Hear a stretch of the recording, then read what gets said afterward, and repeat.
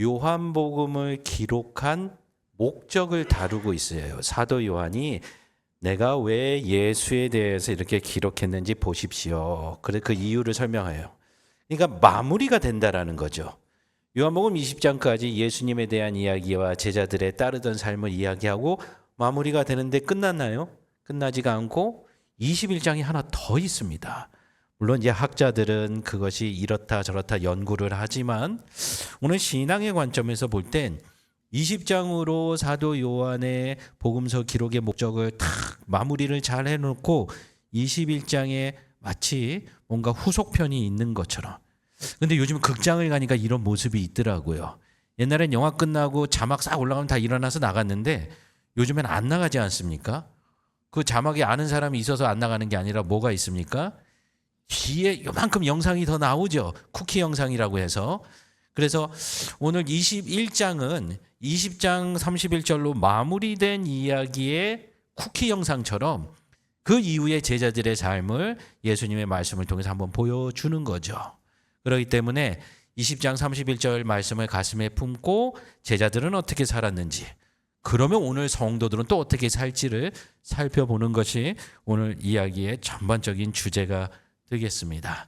예수님께서 제자들에게 복음을 증거하시고 하나님 나라를 선포하셨는데 왜 그러셨을까요? 이스라엘은 유대인들이라 하나님의 율법을 지키며 잘 살아가는 사람들이었는데 이제 화면을 보여주시면 됩니다. 뭐 제 얼굴은 뭐 계속 보면은 뭐 그렇게 흥미로운 얼굴은 아니니까요. 화면을 계속 쏴주세요.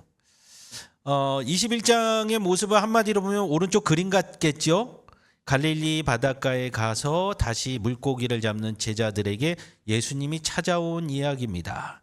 그래서 다음 장면을 보시면은 여기에서 메시지의 큰 줄거리는 뭐냐? 예수님께서 기대하시는 삶의 방식이 있고 그 다음에 내가 기대하는 삶의 방식이 있다라는 거죠. 그럼 예수님은 제자들에게 예수님의 방식을 원하신다라는 거죠. 이거 누르면 넘어가는 건가요? 예, 뭐 신기한 장치들이 있어가지고 하여튼 촌에서 목회하는 사람 부르면 안 돼요. 그러면 오늘 하나님이 원하시는 예수님이 원하시는 방식이 무엇인지를 알고 그렇게 변화되어야 하지 않겠습니까? 우리가 교회 다니고 예수 믿고 거듭난다는 얘기를 옛날 목사님들은 참 많이 했어요. 거듭난다고도 얘기하고 중생을 경험해야 된다는 얘기도 많이 했는데 이 시대는 그런 얘기를 잘 안 하는 것 같습니다. 결국 우리는 날마다 거듭남으로써 우리의 십자가를 부인하고 예수 그리스도의 십자가를 따라가야 된다는 거죠. 우리의 삶을 멀리하고 예수님의 말씀의 삶을 쫓아가야 되는데 그럼 우리가 가지고 있는 뭐 다 그러시지는 않겠지만 우리가 갖고 있는 기본적인 선입견이라고 할까요? 그런 것 몇 가지를 확인해 보고 그 다음에 말씀이 주는 은혜를 나누고자 합니다. 첫 번째로 예수님은 재물에 대해서 반대하셨나요? 안 하셨나요? 이게 우리의 불편함이잖아요. 돈도 벌고 잘 살고 싶은데 교회에 가면은 물질을 사랑하지 말라고 그러니 이거 돈을 벌라는 얘기인가 말라는 얘기인가. 근데 헌금은 해야겠고. 그러니까 우리 안에 이런 갈등들이 있는 거죠. 근데 질문에 함정이 있는 거죠. 예수님은 재물을 반대한 것이 아니라 하나님보다 재물을 앞서는 것을 반대하신 거죠. 이제 그 이야기들을 확인해 볼 겁니다. 뭐 목사가 혼자 주장한다고 될 일은 아니니까요. 근데 두 번째는 예수님의 제자들에 대한 여러분의 어떤 인상, 이미지는 어떠신가요? 저를 처음 보시는 분들은 항상 그래요. 어디 부잣집에서 잘 먹고 산 것 같다고. 우리 정대영 목사님도 만만치 않아요. 근데 이게 못 먹어서 부은 거예요. 맨날 라면만 먹고. 그러니까 진실과 이미지는 따로 존재한다는 거죠. 그러면 말씀에 나오는 제자들은 어떨까요? 저도 여기 써놓은 것처럼 좀 가난하고 어려운 사람들이 아니었을까. 갈릴리, 우리는 좀 촌을 무시하는 경향이 있잖아요. 도시에 살다 보니까. 갈릴리 촌 구석이라고 아주 몰아붙이죠. 그러면 예수님이 어떤 직업을 공생애를 시작하기 전까지 하셨죠? 그럼 목수에 대한 이미지는 또 어떠세요? 부자인가요? 우리가 기본적으로 그렇죠. 그래서 지금 그림을 보시면은 여러분이 가지고 있는 이미지보다는 어떤 느낌이세요? 애매하죠? 가난한 목수도 아니고 그런다고 뭐 잘 사는 것 같지도 않고. 그리고 오늘 21장에 나온 이야기들을 보면 예수께서 십자가에 달려 죽으시고 제자들이 실망하고 포기해서 예수님의 가르침을 따르지 않고 갈릴리 바닷가로 돌아가서 자기들이 늘 하던 에휴 다시 고기나 잡고 살자, 그렇게 들으신 분들이 많을 거예요. 이게 우리가 가지고 있는 선입견이라는 거죠. 근데 다음 화면을 보시면 이 역사적인 사실을 알고 보시면 예수님이 달라 보이기 시작할 거예요. 지금 영어로 뭐 자료를 구해와서 죄송합니다만 왼쪽 밑에 보면 나사렛이라고 쓰여 있죠. 예수님이 성장하신 곳이잖아요. 거기서 목수 활동을 하셨단 말이에요. 근데 그 위에 잘 못 들어보신 세포리스라는 단어가 나와요. 그래서 뭐 그런가 보다 하는데 사실은요, 헤롯 안티파스가 그 당시 갈릴리 전체 지역을 다스리던 분봉 왕이 수도로 삼았던 곳이 세포리스입니다. 그러니까 지금 그림에는 별 차이 없어 보이지만 나사렛보다는 어마어마하게 큰 도시이겠죠. 그런데 이 당시에 수도를 이전하게 됩니다. 그게 오른쪽에 갈릴리 물가에 있는 티베리우스 황제의 이름을 따서 티베리아스라는 도시가 생기고, 지금도 성지 순례를 가시면 티베리아스라는 표지판을 보시게 될 거예요. 여러분 한번 잘 생각해 보십시오. 한 지역에서 수도를 옮깁니다. 마치 뭐 보따리 싸고 이사 가는 표정처럼 여러분 보시는데 수도를 옮긴다고요. 여러분하고는 상관없는 일이라 그런 것 같아요. 제가 아는 분 한 분이 대구에서 건축업을 하시는 그 임원이세요. 근데 이번에 인도네시아 자카르타로 가셨어요. 왜냐하면 인도네시아가 자카르타에서 수도를 옆에 있는, 여러분에겐 보르네오 섬이라고 알려져 있는 깔라만탄에다가 수도를 옮기니까 건축업자들은 호재죠. 새로 도시를 건축을 하고 어마어마한 대공사들이 이루어지잖아요. 여러분 주변에 지인이나 성도들 중에 저 건축업 합니다 그러면 불쌍해라 가난해라 그렇게 보이나요? 예수님이 그런 분이었어요. 아버지 요셉을 따라서 수도 이전 당시에 건축업을 하신 거예요. 그러니까 우리가 좀 전문적인 용어로 들어가면 소목공이 있고 대목공이 있습니다. 그러니까 성도님들은 목공을 안 하시니까 소목공만 생각하는 거예요. 젓가락 깎고 바구니 만들고. 그러나 당시의 역사를 보면요, 예수님의 환경은요 대목공이었어요. 건물을 올리고 수도를 이전하니 어마어마한 사업이 벌어졌겠죠. 지금 제가 말씀드린 건 예수님이 부자였냐 아니었냐 그게 아니에요. 그만큼 경제활동이 활발한 지역에서, 규모의 경제가 있는 곳에서 예수님이 성장하셨다라는 거예요.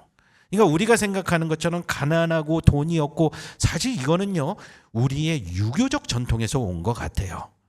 만약에 제가 오늘 오는데 목사님들한테도 그런 이미지가 많이 한국에선 투영이 되는데, 제가 뭐 포르쉐나 마히바흐인가요? 그걸 탁 몰고 와서 할렐루야 하면 이거 아멘이 될까요? 아이고 목사가 나보다 차가 좋네 이러겠죠. 사실 성경에는 목사가 잘 살던 목사는 그건 문제가 아니에요. 물질을 어떻게 쓰느냐가 문제지.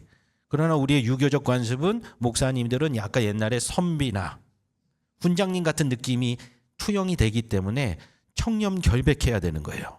그러니까 저희 같은 목사들은 억울해요. 뭔가 영성이 없어 보이잖아요. 뭔가 마르고 이게 눈이 퀭하면 저분은 금식하고 기도하나 보다. 저도 기도하고 금식해요. 단지 살이 안 빠질 뿐이지. 그러니까 우리의 선입견이 이런 데 있기 때문에 성경의 말씀을 읽을 때도 한국적인 문화, 한국적인 생각을 갖고 읽다 보니 뭐 한계는 있습니다만 성경을 때로는 오해할 때가 있다라는 거죠. 그러다 보니 요한복음 21장을 살펴볼 때도 우리가 생각하는 문화 속에서 성경을 읽기 시작하는 거예요. 그러니 예수님은 물질을 반대하셨고 그거에 대해서 긍정하지 않으셨다라는 거예요. 여기도 지금 다 같은 성도님으로 앉아 계시고 저는 알 길이 없지만 어떤 분 집에는 금송아지가 있고 어떤 집에는 그냥 14K 반지 하나 있는 집이 차이가 있을 거예요. 그런데 잘 사시고 좀 물질이 넉넉하신 교인들 교회에 와서 자랑하시나요? 못하죠. 교회에서는 그러면 안 될 것 같은데, 그만큼 우리는 물질에 대해서 우리도 모르는 사이에 부정적이에요. 그러니 제자들도 분명히 가난했을 거고 예수님도 그냥 젓가락이나 깎던 목수 수준이었을 거다라고 우리가 선입견을 갖게 되는 거죠. 그러다 보니 오늘날 우리의 신앙의 생활은 자본주의에서 경제활동을 해야 돼요. 근데 교회에 와서는 겸손해야 돼요.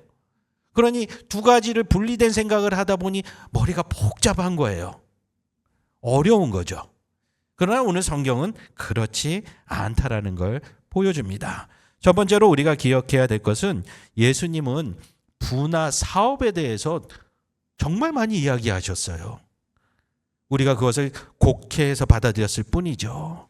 그렇기 때문에 예수 그리스도의 사역과 복음이 시작되는 곳은 여러분의 삶의 현장이라는 거예요.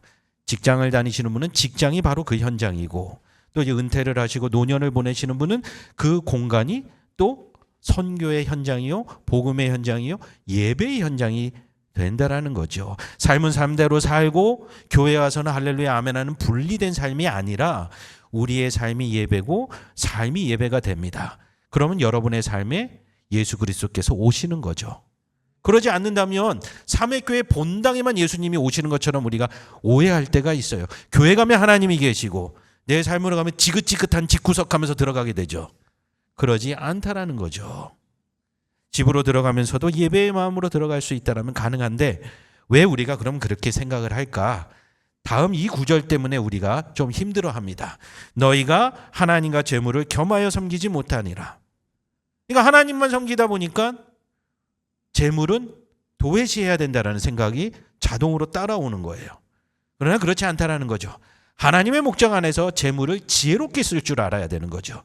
근데 안타깝게도 어떤 분들은 재물을 위해서 하나님을 섬기는 경우도 있다는 거죠.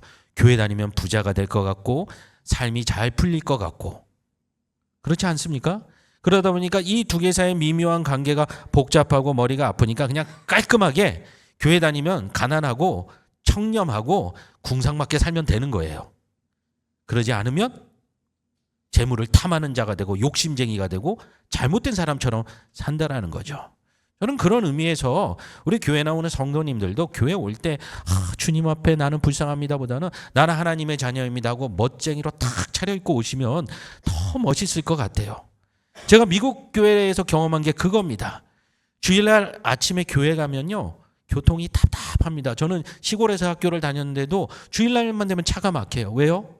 할머니 할아버지들이 이제 교회 가시려고 이 백인들의 차는 딱 정해져 있어요. 캐딜락. 앞뒤가 개죽하고 할머니가 하얀 장갑을 끼고 천천히 가세요. 평소에는 안 나오다가 주일날 이제 교회 가세요. 근데요 그 모습이요 멋쟁이에요. 할아버지 할머니들도 딱 차려입고 교회를 가셔서 예배를 멋지게 드리신다라는 거죠. 그러니까 예수 그리스도를 믿는다라는 것이 유교 문화하고 버무려지면서 우리는 조금 죄송한 표현입니다만 궁상맞는 경향이 있습니다. 그러나 예수님의 이야기를 보면 그렇게 궁상맞지 않다라는 거죠. 끊임없이 경제적인 얘기를 통해서 예수님은 복음을 증거하셨어요. 왜 그럴까요? 예수님의 말씀을 듣는 사람들이 경제활동을 하는 세상에서 사니까 그들이 알아들을 수 있는 용어로 복음을 증거한 거예요. 그들이 못 알아들을 만한 용어로 증거해서는 교회 전문가나 알아듣겠죠. 예를 들어 볼까요? 여러분이 너무나도 잘 아는 말씀들 가운데 몇 가지만. 내게 구하는 자에게 주며 내게 꾸고자 하는 자에게 거절하지 말라. 듣는 사람들이 줄 것도 없고 꾸어줄 것도 없으면 그 말씀이 들릴까요? 그래도 먹고 살만하구나 하니까 이 얘기를 하시는 거죠. 너희들만 가지지 말고 나누어 주어라 라고 말씀하시는 거죠. 여러분 표정 보니까 그래도 공감이 잘 안 되는데 그러면 주일학교를 한번 봅시다. 저도 주일학교 때 경제교육을 교회에서 잘못 받았는데 달란트 시장이요. 달란트 시장 가면 한 2달란트, 3달란트 갖고 떡볶이 하나 먹잖아요. 그런데요 성경에 나온 달란트는 그 금액이 아니에요. 1,000원, 2,000원이 아니라는 거죠. 요즘 말로 바꿔 얘기하면 1달란트면 비트코인 하나 수준이에요. 웃는 거 보니까 있으신가 봐요. 어마어마한 금액이죠. 그런데 주일학교 아이들은 어떻습니까? 3달란트 내고 떡볶이 하나 먹으니까 경제 개념이 다 무너지죠. 그러나 예수님은 그 달란트를 비유로 설명하실 때 유대인들은 듣고 바로 이해했다라는 거죠. 그들의 통화 화폐를 이용했고 어마어마한 금액을 주었다라는 사실이 단순히 돈을 맡겼다가 아니라 종들에게 저렇게 달란트를 맡겼다라는 거, 하나님의 은혜가 이렇게 엄청난 것인구나를 바로 체감할 수 있었다라는 거죠. 그러니까 예수님은 경제적인 요소를 멀리하지 않고 그것으로 복음을 설명하고 납득시키고 믿게 하셨다라는 사실입니다. 누가복음 12장에도 보면 너희 소유를 팔아 구제하며 낡아지지 아니하는 배낭을 만들라. 곧 하늘에 둔 바 다함이 없는 보물이니 거기는 도둑과 가까이 하는 일이 없고 좀도 먹는 일이 없느니라. 그러니까 이 땅에 물질을 쌓아두지 말고 하늘에 쌓아두라는 말은 뭐예요? 버리라는 얘기가 아니잖아요. 그 물질을 통해서 하나님 나라의 목적에 맞게 어려운 이웃들을 구제하고 섬기고 복음을 나누고, 요즘 말로 하면 교회를 세우고 예수 그리스도 증거하는데 사용하라는 뜻이죠. 통계를 내보니까요, 예수님의 예화 37가지 중에요, 37가지 중에 27개가 비즈니스나 돈과 관련하여서 설명을 하십니다. 외람된 표현입니다만 예수님의 모든 설교를 따라다니면서 들었더라면 아유, 저 목사님 맨날 설교에 돈 얘기만 해, 그랬을지도 모릅니다. 그러나 예수님이 그 말씀을 하신 것은 말씀을 듣는 자들의 삶이 그러하기 때문에 그랬다는 거죠. 다음 화면에 몇 가지 사파가 나오는데요, 여러분 사파를 보시면 대충 성경의 이야기들 교회 다 오래 다니신 분들 같으니까 이해하실 거예요. 왼쪽 위에 보면 무슨 얘기 같아 보이나요? 세술은 세부대, 주당들만 알아들을 얘기인가요? 당시 경제활동하는 사람들은 그걸 이해했습니다. 새 자본금은 새 비즈니스에, 새 상품은 새로운 포장에, 장사하는 사람은 그렇게 듣겠죠. 오늘날 교회에서는 영적인 해석을 자꾸 하다 보니까 우리의 실생활적인 해석이 조금 멀어진 경향이 있죠. 그러나 당시 예수님의 설교를 듣던 사람들은 그렇게 이해했다는 겁니다. 왼쪽 아래도 보면요, 무릎 꿇고 있는 사람 두 사람의 돈자루가 크기가 다르죠. 여러 가지로 뭐 잘못한 걸 용서받는 얘기를 할 수도 있을 텐데 왜 빚을 탕감받는 이야기로 예수님이 말하셨을까요? 그 당시에 그랬다는 거죠. 경제적으로 어려운 사람도 있고 대출 융자받았던 어려운 사람들도 있는데 하나님 나라는 이와 같은 것이다. 잘 생각해봐라. 대출 조금 탕감받은 사람하고 많이 탕감받은 사람하고 그럼 대출이 있는 사람들은 어떻겠어요? 바로 알아듣겠죠. 그러니까 물질을 부정적으로 얘기한 것이 아니라 하나님보다 먼저 하면 안 된다라는 이야기를 한 것입니다. 이처럼 예수님은 하나님 나라를 증거하실 때 대부분 은유의 수단을 통해서 사람들의 실생활을 통해서 전달했다라는 거죠. 그럼 이제 한번 생각해 보십시오. 목회자들은 신학을 전공한 사람들입니다. 그래서 혹시라도 우리의 문화의 눈으로 잘못 해석할 수 있는 것을 바로잡아주는 울타리 역할을 할 뿐입니다. 그러나 여러분의 삶은 어떻습니까? 여러분이 회사를 다니면 목사가 그 회사를 잘 알겠습니까? 여러분이 학교에서 가르치는 선생님이면 목사가 중고등학교 선생님만큼 알까요? 모릅니다. 그래서 저도 어느 교회에 부임할 때도 항상 이러한 말씀을 드립니다. 첫 시간에. 저는 신학을 공부한 전문가입니다.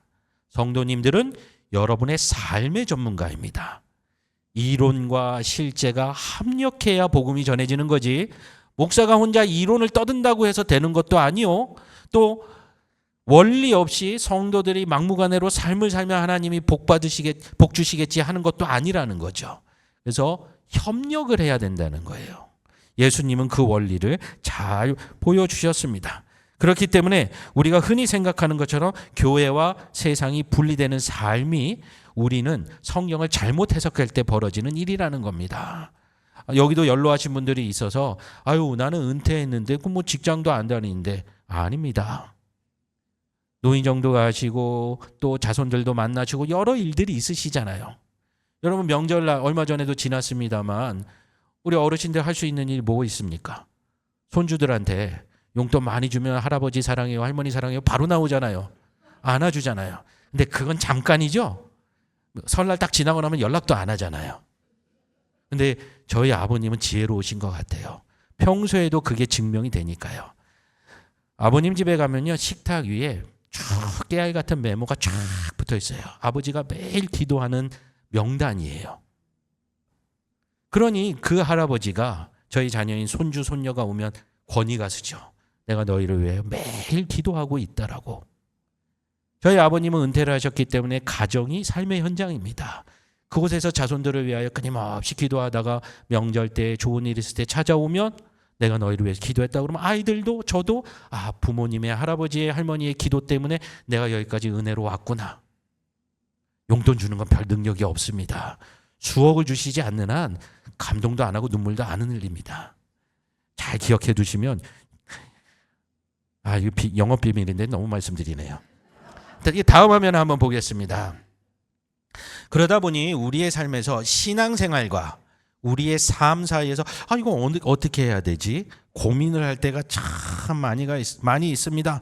저도 그런 가정에서 자랐습니다. 목회자 자녀로 자랐다 보니까 늘 교회 중심으로 요구받고 또 그렇게 하기를 강요받기도 했습니다. 근데 저희 아버지는 또 반대예요. 교회에서는 목사님이에요. 그러나 거기서 받는 어려움과 스트레스 집에 와서는 해소를 해야 되잖아요. 그러니까 집에서는 조금 역정도 내시고 막 그래요. 그러니까 저는 다른 분들하고 달라요. 여러분은 목사님들을 설교단에서 보는 은혜로운 분이지만 저는 집에서 혼내키는 아버지예요. 근데 다시 교회로 돌아가 볼까요? 설교하시는데 목소리가 똑같아요. 그럼 은혜가 될까요? 혼나는 느낌이 들까요?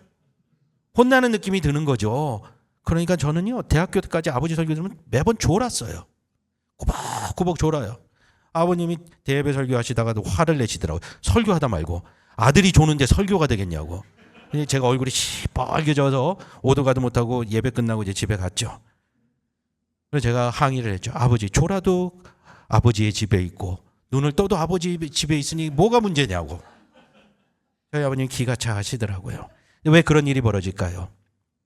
가정과 교회에서의 온도가 달랐기 때문에 그런 거죠. 저는 그 가르침 덕분에 지금의 가정에 대해서 조금 다른 생각을 가지고 살아갑니다. 아내도 와 있기 때문에 제가 뻔뻔하게 얘기하기가 좀 부담스러운데 저는 그런 의도를 가지고 살고 있어요. 우리 이제 어르신들 이제 결혼 생활 오래 하셨으니 질문을 드리겠는데 대답은 절대 하지 마세요. 옆에 배우자가 듣고 집에 가서 또 싸움 납니다. 그냥 속으로만 생각하세요. 여러분, 결혼을 뭐라고 생각하십니까? 보니까 옆에 배우자가 안 계신 것 같아서 자유로우신 것 같아요. 참 대답하기가 곤란하기도 하고 여러 가지로 표현될 수 있겠죠. 저는 몇 년 전부터 이런 얘기를 신학대학교 학생들에게 가르칩니다. 결혼은 순교다.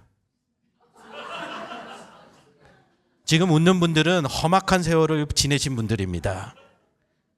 여러분, 결혼을 하는 젊은이들을 보면 이 상대와 결혼을 해서 내게 무슨 이득이 있을까를 따질 수밖에 없죠. 재산이 어떻게 되는지, 학력이 어떻게 되는지, 집안 배경이 어떻게 되는지. 그래서 내가 믿지는 장사를 하고 싶지 않은 게 세상의 이치죠. 근데 순교라고 생각을 하고 선교지라고 생각을 한다면 그런 계산을 하게 될까요? 주기 위해서 가는 것이고 결국은 목숨까지 내어주기 위해서 가는 것이고, 그걸 누가 하셨어요? 예수님께서 하신 거죠. 그러다 보니까요, 제 안에 주장하던 마음들이 조금씩 녹아지기 시작합니다. 이거는 정말 바로 실시간으로 제가 설교 원고에 추가한 건데요. 어제 저희 어머니가 전화를 하셨어요. 아버지 때문에 못 살겠다고. 살아 계시잖아요. 막 뭐라고 그러세요. 그래서 제가 한마디 드렸어요. 어머니, 아들 보고 사세요. 80 넘은 남편이 뭘 고치겠다고 그거를 하소연을 하냐고. 아들은 들어주잖아요. 그러니까 어머니가 막 화를 내려다, 야, 네가 그렇게 말하면 내가 할 말이 없지. 그 말을 듣는 저도 부담스럽죠. 좀 있으면 아버지가 전화가 와요. 니네 엄마가 전화했지? 아버지가 참으셔야죠. 그리고 이런저런 얘기를 합니다. 만약에 저도 제 주장을 하고, 그래도 은퇴하고 좀 행복하게 사시고 좀 아들 위해 기도만 하시지 왜 그러십니까? 하면 싸움이 더 커지겠죠. 근데 아버지, 네가 괜찮다면 내가 할 말이 없다. 그 전화를 끊고 바로 선물을 보내드렸어요. 그러니까 선물 때문에 그런 건 아니죠. 그러나 선교라는 것도 말씀만 드리는 것이 아니라 물질도 드리고 모든 것을 줄 수 있으면 가능한 거죠. 그게 바로 예수님이 요한복음 21장에서 우리에게 보여주시고 기대하시는 삶이라는 것을 우리가 기억할 필요가 있습니다. 여러분에게 만약에 누군가가 성경에서 한 절만 딱 택하라 그러면 어디 말씀 택하시겠습니까? 아마도 이 말씀을 택하실 거예요. 다 어지간하면 외우시는 말씀이죠. 우리 저 성경 번역 버전이 옛날 거지만 우리 화면에 나온 거 한번 같이 읽어볼까요? 좀 작아서 죄송합니다. 시작. 하나님이 세상을 이처럼 사랑하사 독생자를 주셨으니 이는 저를 믿는 자마다 멸망하지 않고 영생을 얻게 하려 하심이라. 아멘. 이거는 한국 교인들만 이런 게 아닙니다. 전 세계의 많은 교인들이 요한복음 3장 16절이 복음의 정수요, 전도할 때 가장 잘 쓸 수 있는 말씀이라고 하죠. 근데 제가 한 군데만 색깔을 다르게 해놨죠. 하나님이 교회를 사랑하사 하셨나요? 세상입니다. 그 세상에는요, 불신자도 있고 신자도 있습니다. 예수께서도 산상보훈에서 설교하실 때에 하늘아버지께서 비를 내리실 때 악인과 선인에게, 악한 자와 착한 자에게 동일하게 비를 내리신다라고 하잖아요. 근데 우리는 교회라는 건물 안에만 하나님의 은혜가 있는 것처럼 착각할 때가 많은 거죠. 우리 사매교회는 좀 낫습니다만 그렇지 못한 교회 가면 주차장에서부터 싸움 나요. 뒷예배 오신 분들이 가로 주차하고 연락처 안 남기고 들어가면 막 욕이 올라오는 집사님들이 있어요. 뭐 주차 요원들은 안 그러나요? 막 안내하는 대로 안 따라오잖아요. 거기서 참으면 장로 되는 거고 거기서 승질내면 못 되는 거예요. 그런 것처럼 우리는 세상과 교회 안이 너무 떨어져 있는 습관이 있다 보니까 어려워졌다는 거죠, 신앙생활이. 오늘도 댁으로 가서 배우자나 아들, 딸이나 손주, 손녀가 속상하게 할 수 있죠. 때를 쓸 수 있죠. 그때 어떻게 생각해야 됩니까? 여기가 내 예배 현장이구나. 여기가 내가 선교사로 보냄을 받았구나.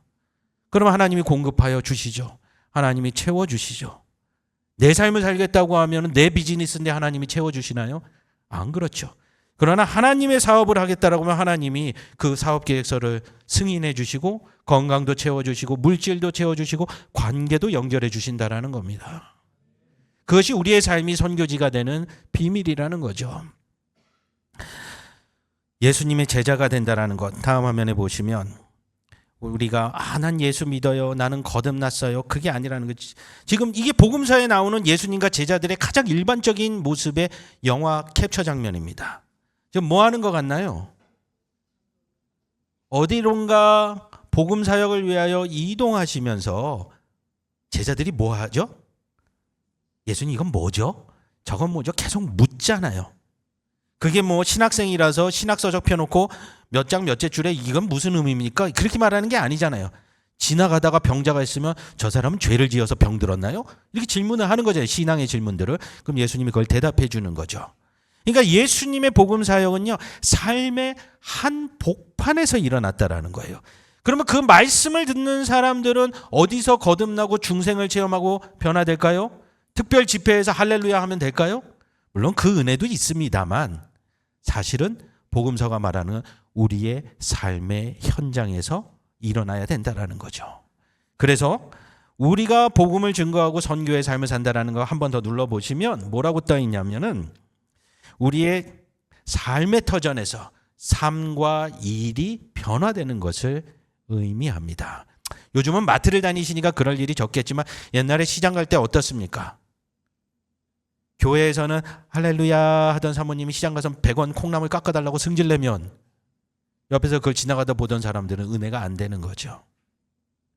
우리의 삶 속에서 우리가 예수 믿으세요 말하는 것은 신학적인 고백입니다. 그러나 불신자들은요, 거기서 그걸 듣고 예수를 믿는 게 아니에요. 우리의 작은 섬김을 듣고 예수를 믿는 거죠. 핸드폰 천천히 하셔도 돼요. 제가 이 예화를 마침 준비했어요. 제가 이민교회에서 목회를 할 때요, 이민교회도 이 어르신들이 많은 지금 인구 구조입니다. 근데 한 할머니가 다른 교회를 안 나오니까 손녀를 데리고 교회를 나왔어요. 이게 그 할머니가 젊은 목사가 신앙적이고 성경을 연구해서 막 한다고, 그렇군요, 이럴 일은 별로 없죠. 어르신들만 앉아 계신데요, 그 집 애기만 있으니까 뭐 따로 이제 그 사무실에서 해줄 사람도 없어요. 근데 둘을 데리고 오니까 할머니가 감당이 안 되는 겁니다. 그러니까 막내 손주는 안고 계신데 손녀가 1살 더 많은데 뛰어다니는 거예요. 설교하고 있는데 이 뒤로 막 뛰어다녀요. 그러니까 이제 장로님, 권사님들 표정들이 조금씩 어두워지기 시작해요. 그 거룩한 예배드린데 애가 막 뛰어다녀요. 그런데요, 제가 이렇게 말했어요. 어르신들, 이 아이는 자기 할 일을 하는 거라고. 애는 뛰어다니게 돼 있다고. 얘가 하고 앉아서 그게 더 걱정되는 거라고. 그 영유아부 유치부 애가 그럴 수밖에 없죠. 여러분이 할 일은 뭐예요? 어른이니까 집중하면 되고, 아이는 자기 할 일 열심히 하면 됩니다. 그랬더니 그 할머니가 거기에 은혜를 받아가지고 집에 초대해서 제가 밥을 얻어먹었다라는 얘기예요. 그러니까 성경을 심오하게 해석하는 것도 목회자들은 중요하지만 그 할머니는 그게 어려운 거죠. 그런데 거기서 창피를 주지 않고 오히려 독려해주고 자기 손주를 인정해주고 칭찬해주니까 교회는 다닐만한 곳이구나. 이건 여러분도 하실 수 있겠죠. 예수님이 제자들에게 원하는 삶이 바로 그거였다라는 거예요. 어려운 명제를 가지고 그것을 실천하는 삶을 사는 것을 우리에게 윤리교육처럼 가르치지 않으셨다라는 겁니다. 여러분, 한번 그림을 보시면, 제가 영어로 써놔서 죄송한데요. 다음 화면 보면은 하나 더 넘겨주세요.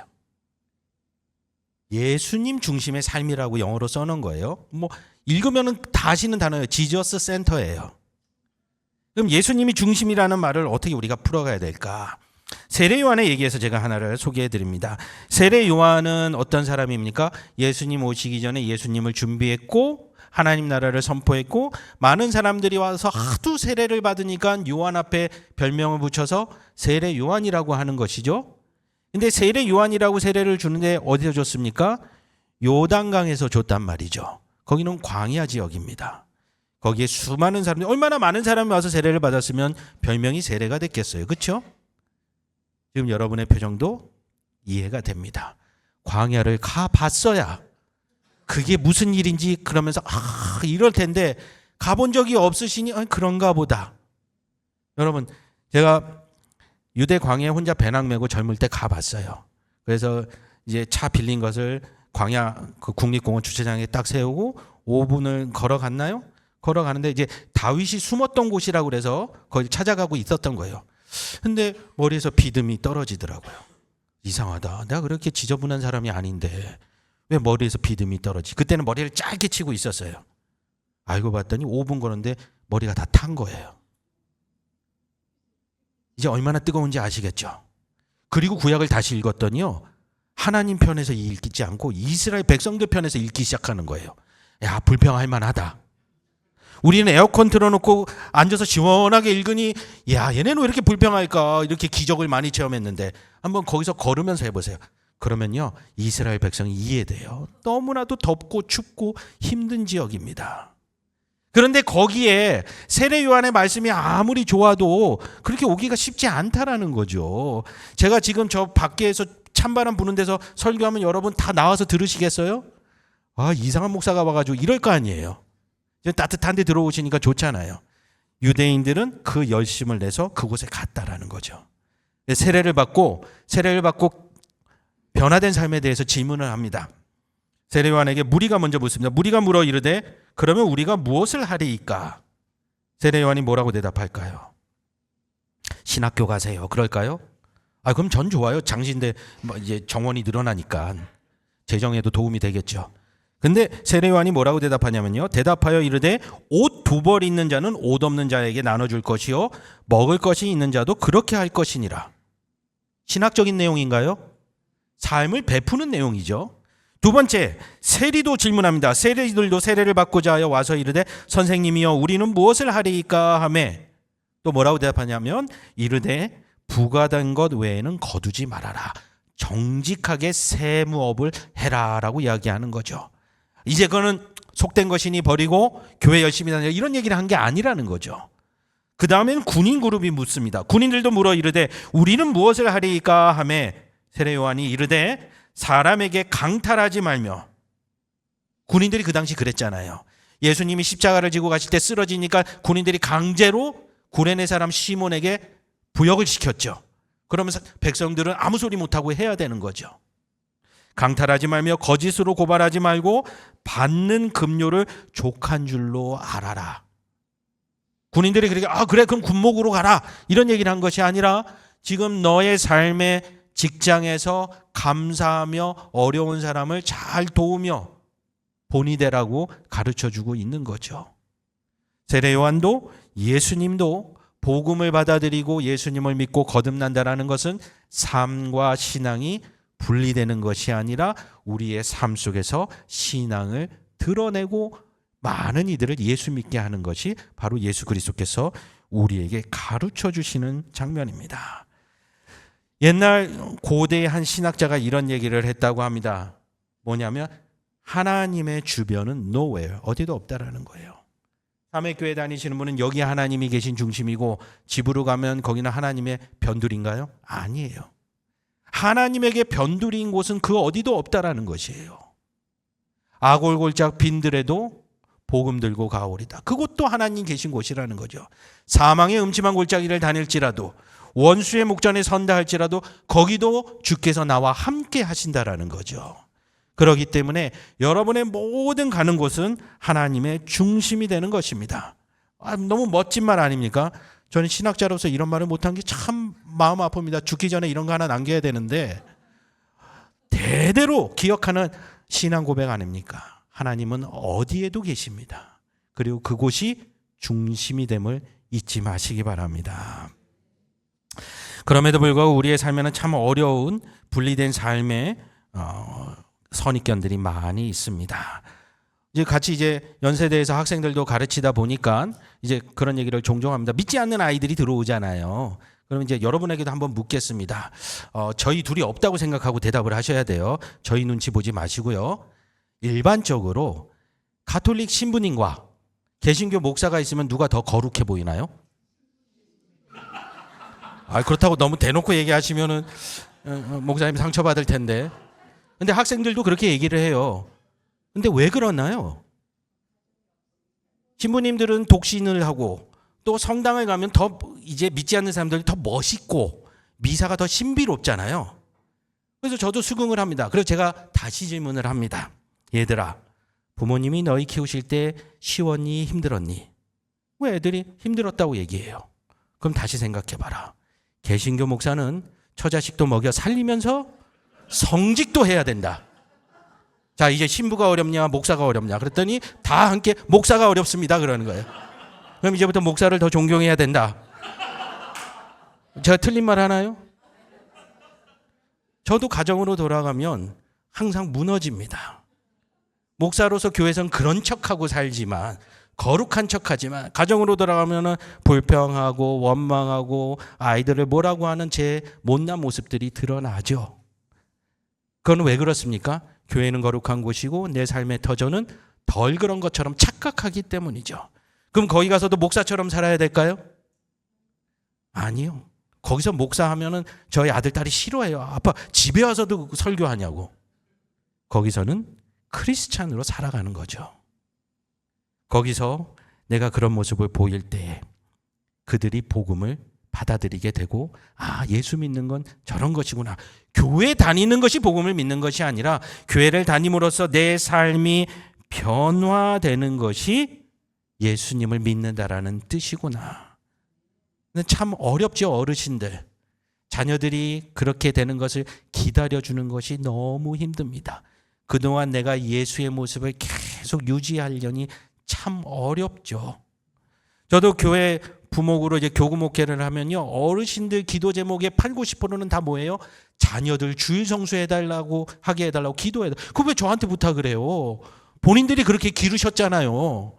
예수보다 성공이 먼저라고 가르치신 거 아닙니까? 직업들 보면 다 뭐 검사, 의사, 뭐 상무 막 다 그래요. 부러워요. 그런데 예수도 잘 믿게 해달래요. 그러니까 앞뒤가 안 맞는 거죠. 왜요? 분리시켜서 가르쳤기 때문입니다. 우리는 이러한 삶에서 한 가지 생각해 볼 필요가 있습니다. 오늘 성경에서 예수님은 어떤 모습을 보이시는가 그것을 기억할 필요가 있습니다. 한번 다음 그림을 보시면 이 그림 보시면 자 갈릴리로 돌아간 제자들을 이미지 형상화한 겁니다. 자 신나 보이나요? 희망차 보이나요? 이게 우리가 해석하는 21장의 말씀입니다. 예수도 죽었고 3년을 쫓아다니는데 거둔 것도 없고 그거는 우리의 관점인 거죠. 한 번 더 누르시면 전혀 다른 그림이 나옵니다. 예수님이 지금 교회에 계신 것 같아 보이나요? 아니에요. 현대인의 삶에 저게 연구실이든 회의실이든 그곳에 계시다라는 거예요. 예수님은 지금 갈릴리 바닷가로 제자들을 찾아오셨어요. 오늘날 우리가 생각하는 직업관을 가지고 성경을 보기 때문에 어부들은 낙후한 직업으로 돌아갔다라고 실패했다라고 우리는 생각을 합니다. 그러나 전혀 그렇지 않습니다. 다음 장면에 하나의 예시를 가져왔는데요. 이 당시 사람들은요, 묘비를 새길 때 자기 직업을 자랑스럽게 집어넣습니다. 그리고 그거는 육체의 노동도 차별이 없었습니다. 그래서 이분은 성도는 아닌데 밑에 써 있는 라틴어가 뭘로 되어 있냐면 이름은 마르쿠스 아우렐리우스고요. 작가와 조각가였습니다. 그러니까 희미하지만 자세히 보시면 책을 들고 있어요. 그러니까 어부가 되었던 석공이 되었던 그게 부끄러운 노동의 삶이 아니라 이 당시의 문화는 직업을 자랑스럽게 여기던 시절이라는 거죠.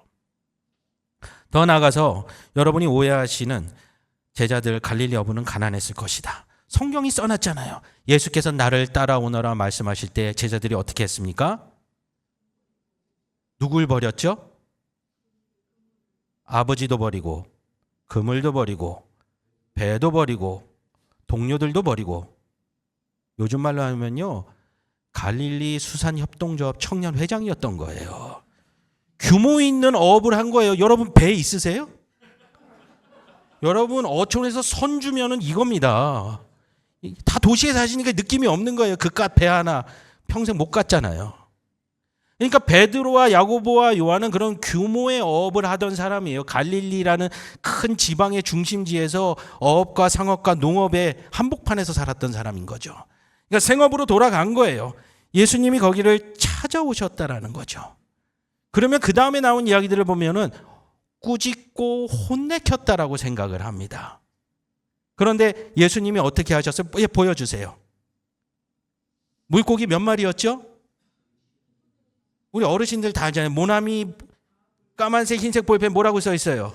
153마리. 지금 여기 제자들이 대식가라서 너네 많이 먹어라 하고 그렇게 했을까요? 아니에요. 성경을 읽어보면 너 나 사랑하니? 묻잖아요. 여러분에게도 무슨 나를 사랑하니? 그럼 우리는 아멘 사랑합니다. 또 물어요. 그럼 불안해지죠. 근데 또 물어요. 확인하시는 거죠. 그래 사랑해? 그럼 내 양을 먹여라. 하나님이 부어주신다라는 거예요. 153마리는 제자들에게만 복을 주시는 것이 아니라 그들의 삶의 축복함으로 말미암아 그들의 삶의 주변에 있는 많은 자들이 그 복을 함께 누리게 한다라는 거죠. 여러분이 기도하실 때 그 기도를 하셔야 돼요. 하나님 선교하게 해주세요. 저는 하나님 협박하는 기도 많이 합니다. 하나님 우리 아이 등록금이 조금 부족한데 그거 등록 못하면 애가 하나님을 부정할 거 아닙니까? 알아서 하십시오. 그 어느 날 어느 교회에서 전화 와요. 남 목사 잘 지내? 잘 못 지내요. 그래 우리 이번에 장학금 있는데 감사합니다 하고 받습니다. 하나님 다 듣고 계신 거예요. 만약에 우리 아이 잘 되게 해주시고 우리 집 잘 되게 해주시고 나 잘 되게 해주십시오. 그러면 하나님 입장에서는 수지타산이 안 맞죠. 하나님 지금까지 날 길러주셨는데 내가 목사가 되게 하시고 신학 공부하시고 하게 하고 여기까지 왔는데 여기서 망하게 하시면 전 죽으면 끝이에요. 근데 하나님은 아깝잖아요. 그러니까 쓰시려면 좀 채워주셔야 돼요. 그럼 딱 쓸 만큼만 채워주세요. 저희 아내가 있어서 자꾸 신경이 쓰이는데 제가 결혼할 때 그런 얘기를 했습니다. 돈 걱정하지 말라고. 그럼 남들이 들으면 막 많이 있을 것 같잖아요. 저는 아굴의 자문을 너무 좋아합니다. 부하게도 마시고 가난하게도 마시고 부하게에서 하나님이 어디 있냐 가난하게서 또 하나님 어디 있냐 다 자기 잘난 줄 알고 살 거 아닙니까? 근데요 딱 신혼 1년 지나니까 아내 입에서 놀라운 고백이 나옵니다. 그때는 오빠라고 해서 좋았는데 여보 정말 당신 말대로 1년을 지냈어. 넘치는 것도 아닌데 부족한 것도 아니야. 저는 평생 그 하나님의 은혜를 신뢰하고 여기까지 왔습니다.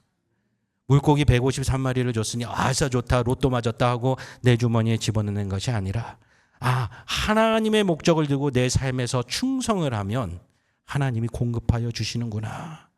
우리는 제자들이 실패해서 갔다라고 생각하지만 성경을 자세히 읽어보면요 예수께서 이미 너희가 갈릴리로 갈 것을 알고 내가 먼저 갈 것이라고 말씀하여 주십니다.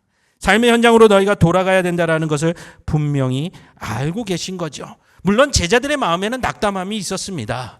예수께서 십자가에 달려 죽으시고 장사되었죠. 실패한 거 아닐까? 예수님 분명히 말씀하셨지만 믿겨지지 않고 갈릴리로 돌아가게 됩니다. 그곳에 예수님이 찾아오셨습니다. 교회로 찾아오신 것도 아니고 궁전으로 찾아오신 것도 아니고 그들의 삶의 현장으로 찾아오셔서 넘치도록 부어주셨습니다. 어르신들이 만약에 제가 조금 더 붙여서 말씀을 드리면, 은퇴하신 어르신들, 여러분이 갖고 있는 하나님의 꿈은 무엇입니까? 여러분의 삶에서 하나님이 원하시는 건 뭘까요? 어쩌면 이 말을 듣는 순간 나는 나이가 들어서 건강도 부족하고 이젠 이동하기도 쉽지 않고, 여러분의 조건을 계산하고 있지 않나요? 그러나 하나님은 하나님의 조건으로 여러분을 부르시고 사용하신다라는 거죠. 여러분 주위에도 아직도 예수님을 모르고 노년을 맞이하고 있는 이웃들이 있습니다. 저 같은 젊은 사람이 가서 얘기하면 공감이 될까요? 그 어르신들의 험악한 삶을 품을 수 있을까요? 그러나 여러분이 다가가시고 커피 한 잔 사주고 좋은 말 해주고 격려해 준다라면 예수 믿는 사람들의 모습 속에서 복음을 발견하지 않을까요? 그러다가 커피값 부족하면 기도하세요. 하나님, 오늘 노인정 가는데 안 주시면 못 갑니다. 하나님이 정확하게 채워주실 줄로 믿습니다. 저도 짧은 인생이지만 그 은혜 가운데 여기까지 왔다라는 거죠. 그럼에도 불구하고 우리의 삶에는 예수께서 십자가에 달려 죽으신 것 같은 그런 낙심하는 순간들이 찾아옵니다. 그러나 그 순간이 하나님의 능력이 드러나고 그 십자가 사건 때문에 구원의 역사가 일어나는 거 아닙니까? 여러분이 말씀을 듣고 성경을 읽고 신앙이 더 뜨거워져서 해봐야지 하면 사단의 권세가 가만히 있을까요? 아니에요. 오늘 집에 들어가는 순간부터 욕이 나오는 상황이 벌어질 수도 있습니다. 집이 어질러져 있고 혹시 집에 반려견을 키우고 있으면 개판을 쳐놨겠죠. 그러면 은혜 받고 가서 집에 가서도 할 수 있단 말이에요. 그러나 강아지한테도 사랑한다 이야기하면서 가정을 청소하고 항상 복음의 중심으로 살아갈 수 있으면 낙심하는 순간이 오히려 하나님의 능력이 드러나는 놀라운 순간이 되는 겁니다. 사실 여러분은 느끼지 못하셨겠지만 지난 겨울방학 동안 제가 다리를 다쳤습니다. 좀 준비 운동을 부족하게 하고 운동을 해서 그런지 갑자기 제 평생 처음으로 근육이 찢어졌어요. 돌덩이로 맞은 것처럼 아프고 발을 디딜 수 없어서 평생 처음으로 목발을 짚기 시작했어요. 그날부터 설교 오라는 전화가 쇄도하기 시작해요. 우리 삼회교회도 그렇게 전화가 온 거예요. 멀쩡할 때는 안 쓰시다가 다리 하나 부러져가지고 발도 못 디디고 밤마다 아파가지고 쩔뚝쩔뚝거리는데, 그런데 가는 데마다 감사와 은혜가 넘쳐요. 메시지는 거시기 한데 저 목발 짚고 오니 불쌍해서라도 은혜가 되잖아요. 그래서 제가 오늘 많이 나았는데도 목발을 짚고 올까 말까 연출을 할까 말까 고민을 했습니다. 지금도 다리가 좀 불편해요. 그런데요, 그 운동을 테니스라는 운동을 배우다가 그렇게 됐어요. 동료 교수님들, 어르신 교수님들이 다 그래요. 아이고, 남 교수 이제야 진짜 테니스 선수가 되는구만. 다 겪는 과정이라는 거죠. 그리고 그날 밤에 평소 전화 안 하던 교수님이 전화가 와서 남 교수 괜찮아? 제가 어색하더라고요. 평소에 전화 안 하시던 분들이. 알고 봤더니 그분도 그 경험이 있으신 거예요. 그러니까 본인이 경험한 거니까 전화해서 그거 별거 아니야. 몇 주만 잘 치료하면 다시 운동할 수 있어. 그 고난의 과정을 겪었기 때문에 그렇게 되는 거죠. 우리 삼회교회도 마찬가지입니다. 복음대로 살려고 할 때 사단의 권세가 첫 시간부터 첫 장부터 뒤집어 풀려고 그러고 주저하게 하려고 그러고 망가뜨리려고 합니다. 하나님 앞에 기도하십시오. 저 하나님 사랑합니다. 주님께서 주신 그 양 저도 먹이기 원합니다. 주님 채워주시고 공급하여 주옵소서. 선교적인 삶이라는 건요, 선교지에 가는 것도 중요하지만 우리의 삶이 복음의 현장임을 알고 그 가운데에서 주님을 드러내는 것이 중요함을 잊지 마시기 바랍니다. 부흥회라서 더 많은 이야기를 할 수 있고 더 길게 할 수 있지만 여러분 표정을 보니까 젊은 목사의 인생에 얼마나 긴 이야기가 있다고 저러겠나. 하지만 아직 3박 4일 정도 할 수 있습니다. 자, 이제 교재 준비한 건 요 정도고요. 그러면 저희 개인의 삶 가운데에서 한 가지만 더 소개하고 마무리하고자 합니다. 사실 저희는 유학을 하고 귀국한 가정이기 때문에 귀국할 때 주변에 사랑하는 성도님들이 다 아이들은 두고 가라고 그러셨어요. 1살, 3살 때 미국을 갔으니 집에서 한국말은 썼지만 한국에 와서 이 입시 문화를 따라가지도 못할 뿐더러 뭐 제 형편에 한국에 왔다고 국제학교를 보낼 형편도 안 돼요. 그러나 참 그 고집스러워서 제가 그랬어요. 아니 어려운 게 문제가 되냐고. 어려우면 어려운 대로 하나님 은혜가 있겠죠. 사실 제 속마음은 그러지 않았어요. 애들 두고 가라 그러면서 10원도 안 도와주더라고요. 아니 목사가 뭔 돈이 있다고. 그 마음은 뒤로 하고 이제 한국에 귀국해서 한 녀석은 중학교, 한 녀석은 고등학교, 한국 고등학교에 그냥 집어넣습니다. 뭐 아이들도 고통스럽고 힘들지요. 그러나 열심히 학교는 다녔어요. 열심히 다녔고 첫째 아이는 또 운동선수로 키웠어요. 그래서 연세대를 보낼 수 있겠지 생각을 했는데 팀원 6명 가운데 저희 아이만 대학을 못 갔어요. 아이가 처음으로 그 착한 아이가 그러니 아빠 나는 왜 대학을 못 가 그러더라고요. 본인도 아는 거예요. 동료들의 수준을 아는데 자기가 떨어질 수준이 아닌데 너무 못하는 아이는 대학을 가고 자기는 못 가는 거예요. 제가 그걸 뭐라고 대답을 하겠습니까?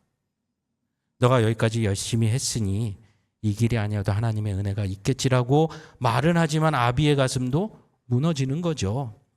친구들은 다 대학 생활을 시작했는데 아이는 힘겹게 작은 학교를 다니기 시작했어요. 해가 넘어가는 봄에 미국에라도 지원해보자 했는데 미국에서 한 학교가 합격했다라고 연락이 오는 겁니다.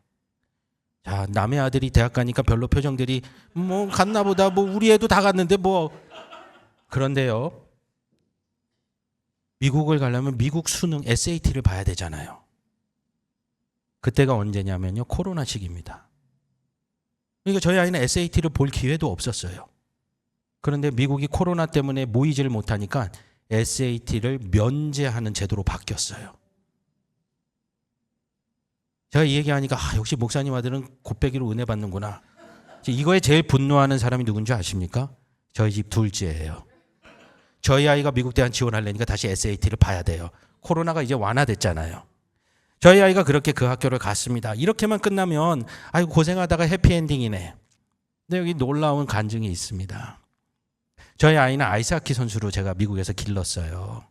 그래서 미국에서 기르면서 활동을 하는데 어느 날 팀 동료 아버지가 미스터 남, 이번에 방학 동안 어느 학교에서 캠프를 하는데 거기 애들 보내자. 그래서 제 첫마디가 돈 없어. 야, 그거 비싸잖아. 그랬더니 미국도 다 방법이 있더라고요. 싸게 하는 게 있대요. 아무한테도 말하지 말래요. 자기가 어떻게든 할 테니까. 그래서 알았다고. 근데 이제 두 번째 관문은 아내인 거죠. 8, 9살 된 어린 아이를 외국에서 혼자 일주일 동안 보낸다라는 게 엄마 입장에서 도무지 허락이 안 되는 거예요. 근데 제가 고집스럽게 해가지고 아이를 그 대학교 앞에 다른 팀 동료들과 함께 가서 한 3시간 반 떨어진 곳인데 아이를 내려놓고 왔습니다. 그리고 일주일 뒤에 데리러 가야 되잖아요. 갔더니 난리가 났죠. 왜요? 부모 없는 세상만큼 자유로운 데가 없잖아요. 아이가 집에 안 가고 싶어하고 막 너무 좋아하는 거예요. 일주일 동안 너무 행복했다고. 친구들하고 계속 합숙하면서 놀잖아요. 그러더니 아이가 하는 얘기가 아빠 나 이 대학 오고 싶어. 제가 웃으면서 얘기했어요. 야, 여기는 한국 국가대표가 돼도 못 올 수준이야. 수준이 너무 높아. 여기는 미국에서도 날라다녀야 오는 대학이야. 1등급 대학이라서 어려워. 그리고 이제 한국으로 간 거죠. 미국에서 좀 하다가 한국 가면 만만할 거라고 생각한 거예요, 제가. 한국 다 안 돼서 이제 짐작이 슬슬 되시죠? 저희 아이가 그 대학 지금 다니고 있어요. 정말 하나님의 기적이 아니고선 불가능한 거죠. 저희가 계산해서 입시 준비를 한 것도 아니요. 모든 한국 입시를 실패하고 거기까지 간 겁니다. 그러다 보니까 아이 입장에서는 아버지가 목사이고 교회 다녀라 해서 신앙이 생기는 게 아니라 본인 스스로가 하나님이 진짜 살아계시다라는 것이 경험되기 시작한 거예요. 감사하게도요, 부모 품을 떠나니까 신앙이 깊어지기 시작합니다. 하나님께 매어 달리지 않으면 견딜 수 없는 유학 생활이니까요. 첫 학기 보낼 때도 얘기했습니다. 야, 그 외국인으로서 그 학비를 감당할 재간이 없다. 그럼 네가 첫 손주고 할아버지 할머니나 친척들이 축하한다고 뭐 이렇게 봉투도 주시고 하니까 첫 학기는 다닐 수 있다. 근데 아버지가 조사를 해보니까 그 옛날에 페이스북 메타의 저커버거도 그렇고 그 다음에 이쪽이 누구죠? 그 마이크로소프트의 빌 게이츠도 그거 다 한 학기 다녔대더라. 그런데도 성공하니까 자랑스러운 동문이라고 하더라. 야, 한 학기만 잘 다녀오너라. 그러면 내년 봄에 만나자. 그랬던 아이가 지금 졸업반에 있습니다. 감당할 수 없는 그것을 하나님이 채워주셨고 기도하게 하셨고. 그러면 그냥 목사 아들 잘된 이야기겠죠? 이게 끝나지가 않습니다. 생물학을 전공하는데요. 갑자기 의사가 되겠대요. 부러우시죠? 그게 여러분의 선입견입니다. 의사가 되면 왜 좋아요? 아들이 돈 벌고 나한테도 이제 노년에 좀 용돈 좀 찔러주고, 저도 할 말이 있잖아요. 너 대학 다닐 때 내가 얼마나 뼈 빠지게 갖다 바쳤는데. 그러면 신앙의 명분이 하나도 없지 않습니까? 제가 아이한테 그렇게 얘기를 했습니다. 아들아, 가진 부모가 아니라서 너한테 다 해줄 수도 없다. 근데 하나님이 공급하여 주시지 않니? 그러면 너의 가는 목적도 하나님의 목적이 맞아야 되지 않겠니? 국경 없는 의사에 너가 가겠다고 하면 나는 선교비의 명목으로 빚을 내서라도 지지하겠다.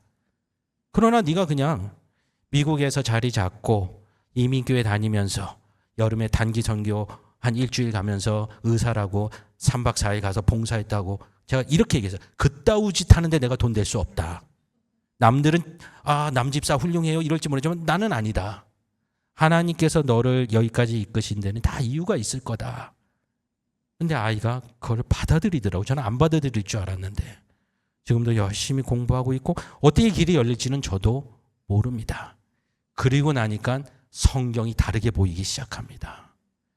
잘 모르실지도 모르지만 국경 없는 의사회는 평화유지군도 때로는 들어가기 어려운 내전 지역에도 들어가야 됩니다. 그러면 아이를 사지로 가라고 약속하라고 강요한 아빠가 되겠죠. 그런데요, 그 삶 속에서 성경에서 하나님께서 사랑하는 아들 예수 그리스도를 이 땅에 보내신 마음이 이제는 체감되기 시작하는 겁니다. 그래도요, 저는 겁먹던 목사입니다. 성경 얘기보다 드라마가 더 재밌으시죠? 저희 둘째, 질투의 화신. 경영학과를 공부하던 애가 갑자기 의사가 되겠다고 선포합니다. 그래서 제가 질문했어요. 너는 왜 의사가 되고 싶니? 의사가 되면 어려운 사람도 도울 수 있고. 그래서 제가 딱 끊었습니다. 아니, 의사가 할 수 있는 일 말고 너가 왜 의사가 되고 싶은지 대답을 해라. 그러니까 아이가 말을 못 하더라고요. 그러면서 한 가지 분명하게 얘기하는, 오빠가 의사가 되려고 해서 의사가 되려는 건 절대 아니라는 거예요. 이거 남매들의 특징이 있지 않습니까? 그래, 그 마음은 알겠으니 어쨌든 간에 너가 왜 그런 길을 가려는지 분명하지 않으면 지지해 줄 수 없다. 너 혼자 가는 거는 붙잡지 않겠다. 그러나 부모의 도움이 필요하다면 분명한 이유를 가져와라. 둘째가 화가 나겠죠. 오빠는 그냥 도와준 것 같은데 본인은 안 도와주고. 그런데요, 그 과정 속에서 아이가 길을 하나씩 찾아가면서 하나님의 은혜를 체험합니다. 둘째는 1살 때 미국 갔으니 더 어렵죠. 중학교를 목동으로 들어갈 때에 학교에서 전화가 왔습니다. 아버님, 어머님, 왜 여기로 전학을 오세요? 무슨 말이세요? 그랬더니 목동은 입시 경쟁이 치열해서 이렇게 미국에 오래 살다 온 아이가 오면 스트레스 받고 적응 못합니다. 그래서 괜찮습니다. 저희는 학교만 다니겠습니다. 그런데요, 그 3년 과정을 얼마나 즐겁게 했는지 입시에 찌들어 있는 친구들이 저희 아이 때문에 위로를 받고 같이 잘 어울렸습니다.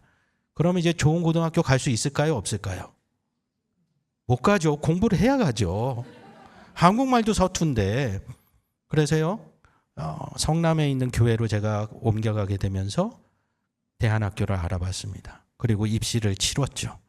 입시를 치르는데 외국어 특례 입학으로 치렀어요. 왜냐하면 중학교 때까지 미국에 살다 온 경력이 있어서. 끝나고 선생님 입시 경쟁률이 얼마나 되나요? 그랬더니 3대 1쯤 됩니다. 아, 그래요? 높진 않네요. 몇 명 뽑나요? 네, 1명 뽑습니다.